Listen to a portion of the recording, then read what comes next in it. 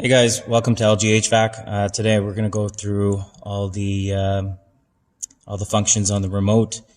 Starting with the top here, the first one is Comfort Air. If you press this button while the units are on, it'll give you the furthest vertical position in the top, and it'll if you press it again, it'll give you the furthest down vertical position. If you press the power button, obviously this turns the unit on and off. The light button here is for turning off the LED display on the unit. So you press it once and it actually turns off the LED display. This is useful if you have the indoor unit installed in a bedroom and the light is bothering you. It could be pretty bright at nighttime when all the lights are off. So you just press this button and it turns off the display.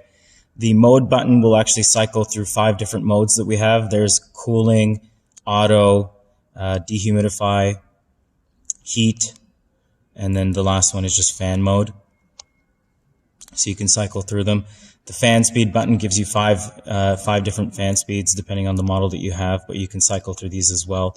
And it'll display F1, F2, F3, F4, and F5.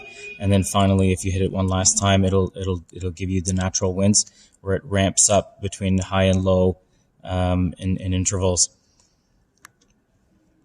The energy saver button, if you hit this in heat mode and you hold it for 3 seconds, it tells you how much power consumption the unit is currently consuming. If you hit it in cooling mode, it'll lock the compressor hertz and it'll lock the temperature at a certain temperature so that it doesn't use too much power.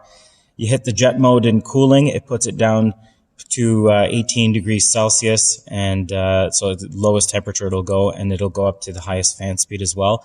If you hit it in heat mode, it does the exact same thing. In the opposite, it actually raises it to the highest temperature, which is 30 degrees Celsius, and then puts it on high fan speed.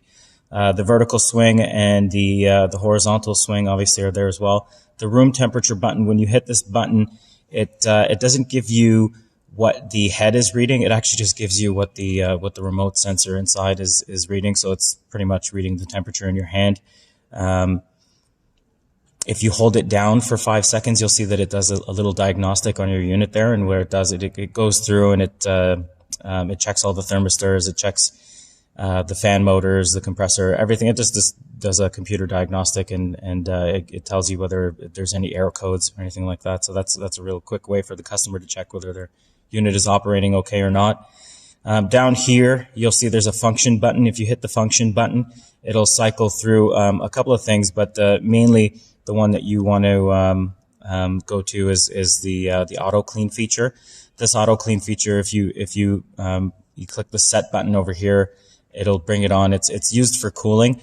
When you're cooling your unit, or when you're using your unit in cool, and you decide to press the power button and shut it off, the moisture will remain on the coil, and that will build up a little bit of fungus, black mold, later on down the road. So what happens is when you have this feature on, it actually keeps the fan running when the unit is off, so that it dries up a little bit more, a little bit faster. And then the other, if you hit the function button again, there's another feature here, which is it's like a little green tree. This is supposed to be for using if you have an air cleaner on your unit. That's what it's there for. For the majority of the units, we actually don't have air cleaners, so that won't do much for you. And then down here, there's a timer. If you want to put your unit on a timer and have it shut off at some point in the night as you fall asleep, you set that time. You tell it 2 or 3 hours from now, shut off, and it slowly ramps down and shuts off. And that's it.